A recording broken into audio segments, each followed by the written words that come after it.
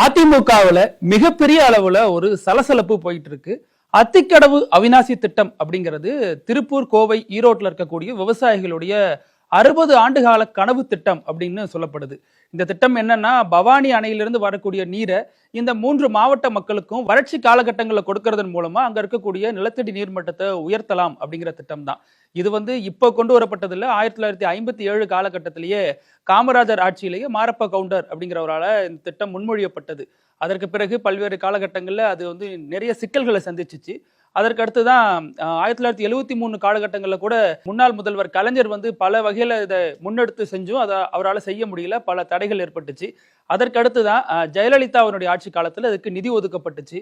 அதற்கு பின்னணியில எடப்பாடி பழனிசாமி வரும்பொழுது அவரது ஆட்சி காலத்துல இந்த திட்டம் இன்னும் தீவிரமா முடுக்கி விடப்பட்டுச்சு. அதன் அடிப்படையில அமலுக்கும் வந்துச்சு. ஆனா இது திறந்து வைத்ததுங்கிறது கடந்த சில மாதங்களுக்கு முன்பு இப்போதைய தமிழக முதல்வராக இருக்கக்கூடிய முதல்வர் மு.க.ஸ்டாலின் தான் இந்த திட்டத்தை தொடங்கி வச்சார். இப்படி பலருடைய பங்களிப்பும் இந்த திட்டத்துக்கு இருந்தாலும் இப்ப இது எலெக்ஷன் டைம் அப்படிங்கிறதுனால இது எங்க திமுக இதை சொந்தம் கொண்டாடிற போதோ அப்படின்னு அதிமுக சார்பா மிக கடுமையான கண்டன குரல்கள்லாம் எழுப்பப்பட்டுச்சு.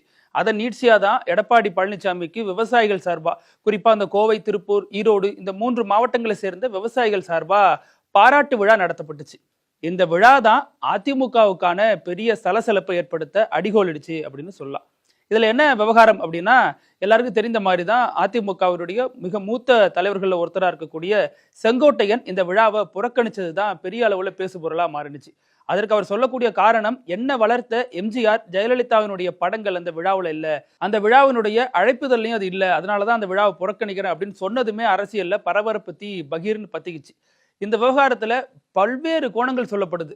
ஆனாலுமே எடப்பாடி பழனிசாமி தலைமையில ஒரு ஆலோசனை நடத்தப்பட்டதுக்கு அப்புறம் செய்தியாளர்களை சந்திச்ச அதிமுகவினுடைய மூத்த நிர்வாகியா இருக்கக்கூடிய ஜெயக்குமார் என்ன சொல்றாரு அப்படின்னா, இதுக்கு அரசியல் சாயம் பூச வேண்டியதில்லை, அது விவசாயிகள் சார்பா நடத்தப்பட்ட நிகழ்ச்சி, அது ஒன்றும் அதிமுக நடத்தல, அந்த நிகழ்ச்சியில ஏன் உங்க போட்டோ வைக்கலன்னு கேட்கறதே தவறு, அதனால இதுல அரசியல் சாயம் பூச வேண்டிய அவசியம் இல்லை அப்படிங்கிற வகையில அவர் விளக்கம் கொடுத்திருந்தார். ஆனாலும் இதற்கான காரணங்கள் வெவ்வேறு கோணங்கள்ல சொல்லப்படுது.